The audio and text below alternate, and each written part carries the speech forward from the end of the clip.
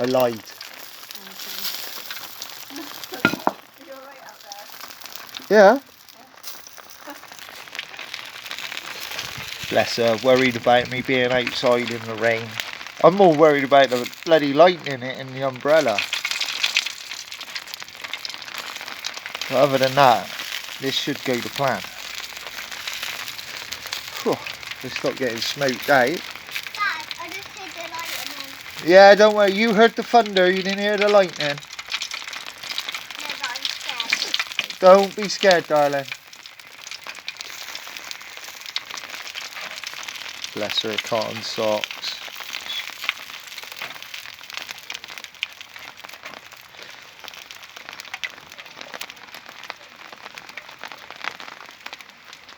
I started stripping the 250, getting that ready for the new, well, hopefully for the Western Beach race. And straight after the Western Beach race, the week after is going to be Weymouth Beach race. So the bike survives Western, we're going to go down and do Weymouth as well. Alright, that's me and my son are going to do it this year.